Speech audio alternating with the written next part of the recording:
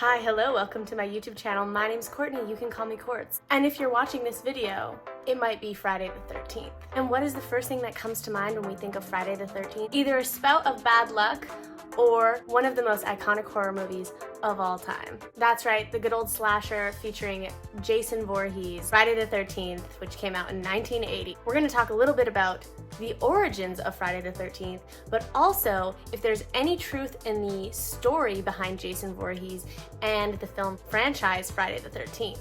Because Friday the 13th, the movie, is allegedly based on true events. There's a massacre of eerie resemblance that occurred in Finland in the 1960s that has heavily been rumored to be the origins of the Friday the 13th franchise. But also have to talk about the folklore of number 13 and why it's associated with Friday. I'm about to be monetized and it would really boost me out into the algorithm if you did me a favor by liking this video, subscribing to my channel, leaving me a comment, especially if you have any stories regarding Friday the 13th or if you are a little bit superstitious yourself. With that being said, let's jump into the video. So before there was a movie franchise, there was Jesus Christ himself. One of the most popular things that comes up online when you Google the origins of Friday the 13th is the Last Supper. At that time, 13 was wildly superstitious, and some people believed that having 13 guests at the Last Supper is what led to the crucifixion of Jesus Christ. Jesus himself, including his 12 disciples or apostles, would have made 13 guests, and the superstitious folk out there think that that is what led to the crucifixion on Good Friday, which is where we get the association of Friday the 13th, sort of, in one of its many forms. Friday was also the day that Eve allegedly gave Adam that fateful apple that changed things forever. Friday was also the day that Cain murdered his brother Abel.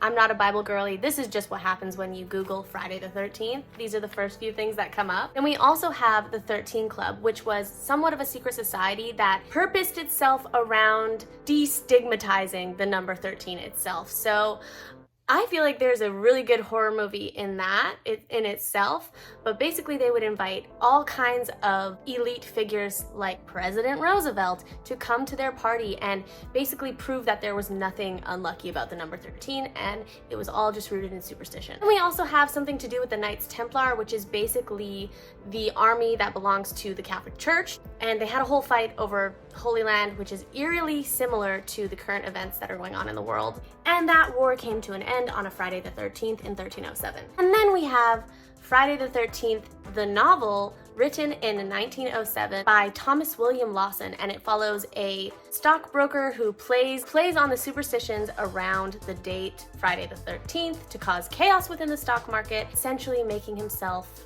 very wealthy, making a killing. And there's a bunch of other links in my description regarding the origins of Friday the 13th that you can check out as well. Moving on into Friday the 13th, the film that was released in 1980 and has so successfully reigned the title of Friday the 13th. I feel like that's the first thing people think of when they hear about Friday the 13th, is a grown man in a hockey mask murdering children, teenagers. Written by Victor Miller and Ron Kurz, directed by Sean Cunningham, who famously got his start with Wes Craven in a little movie known as The Last House on the Left. Friday the 13th follows a group of Camp Crystal Lake counselors who are stalked by a mysterious killer while preparing to open for the season.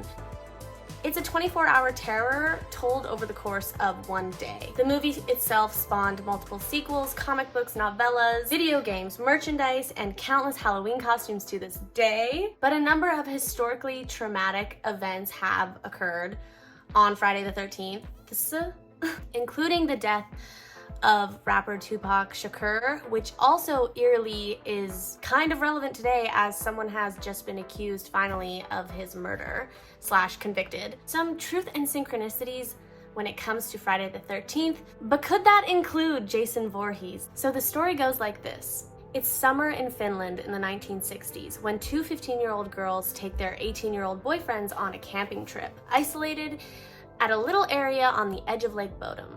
The next day, a local stumbled into the crime scene. 3 of the campers had been stabbed to death, leaving only one of the boys alive, but unconscious. As police arrive, they are told by the surviving boy that someone broke into the tent late at night and simply attacked them. The boy was cleared as a suspect due to the extent of his injuries, and he described the villain as a man dressed in black with bright red eyes. eerily similar to our Camp Crystal Lake villain, Jason Voorhees. The crime scene was absolutely contaminated by the investigators because at the time they didn't have the knowledge of how to preserve and maintain evidence, so they didn't have much to go off of when it came to suspects. But they did have one suggestion. A man named Karl Vladimir Gillstrom, a local resident who was known to be aggressive towards campers. There was no conviction, and they did have a few other suspects in mind, but it wasn't until 9 years later when Gillstrom confessed to the murders in a suicide note. So let's talk movie trivia, because Friday the 13th is notoriously one of the most successful slasher franchises of all time. It was the 18th most successful film in the year 1980, and that was competing with other horror movies such as The Shining, Dressed to Kill, The Fog, and Prom Night. The writers admitted to being inspired by the success of Halloween, starring Jamie Lee Curtis. They were accused of copying the film so heavily with the casting of Bing Crosby's son, Harry Crosby, another Nepo baby similar to Jamie Lee, who would have essentially just launched the film into success regardless. They filmed the entire movie in just 28 days, and that's like a crazy short amount of time when it comes to filmmaking, especially feature films. I have worked on an indie horror feature and we shot that in 15 days. You don't sleep.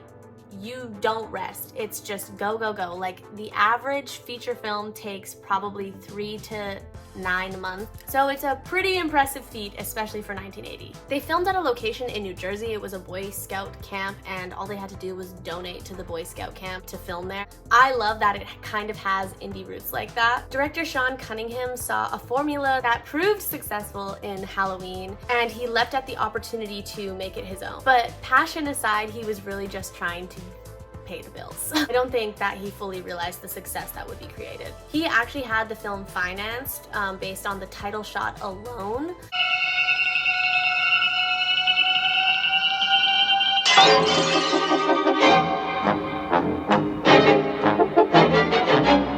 And at that time, he had no script or story prepared. He had a simple title screen that proved to be impressive enough to producers. They pulled inspo from a lot of horror movies, which is really similar to what a lot of horror movies still do today. They'll reference other horror movies in their movie. Most notably, I would say the previous Conjuring movie, The Conjuring, The Devil Made Me Do It. They reference so many horror movies in that movie, and I personally love it when that happens. Horror movies have always leaned in that direction, and fans love it. They eat it up, and some people, you know, are more opposed, but for the most part, horror fans are dedicated. They love seeing little flickers of past horror movies in new films. It's notably in Friday the 13th, probably when Jason erupts out of the lake, and it is a nod, an intentional nod by director Sean Cunningham to Carrie, Stephen King's Carrie, the scene where her hand comes out of the ground and grabs onto another actor. Some of the actors stayed in the Boy Scout cabins while filming, others chose to stay in hotels, but actor Tom Savall experienced a snake in his cabin, which inspired the infamous snake scene in Friday the 13th. And unfortunately, fun fact, but very unfortunate, they didn't ask permission to use the snake. It was kind of on a whim. After he had found that snake in his cabin, he was like, we should put this in the movie. It was terrifying. So they had an animal coordinator and they had a professional snake brought to set, which they actually killed in that scene. So when you watch Friday the 13th and you see the snake scene, just know that that snake was murdered, and that was snake murder in Friday the 13th. Director Sean Cunningham did not appreciate the whole sinners must be punished trope that is sort of supported in a lot of slashers. To go with the bad things just happen to good people scenario, which in reality is a lot more terrifying. Which could be why the film is so heavily rumored to be based on the true events that occurred in Finland. Whether or not the writers and directors actually pulled inspiration from true events, I think there's a lot of things that would support that theory. One being they wrote the script in 2 weeks. They could have stumbled upon an old article about the murders, and they already admitted to slightly ripping off an already famous slasher film. Let me know what you think. Is Friday the 13th based on true events? Did Jason Voorhees ever exist? Any bad luck actually associated with the number 13? I'm a huge Swiftie, so I have to say no. I have had such good luck with the number 13. There's tour tickets for $60 the day before the show. show. That is the most magical thing that's ever happened to me. So, in the number 13 we trust here on this channel, but let me know your opinion in the comment section because I would love to know, especially if you have any Friday the 13th horror stories for me. But that's it, that's all. Those are all my talking points on Friday the 13th and the truth and the origins of the franchise and the number itself. Like and subscribe, it really helps me out, and I can't wait to see you guys in the next one. Bye!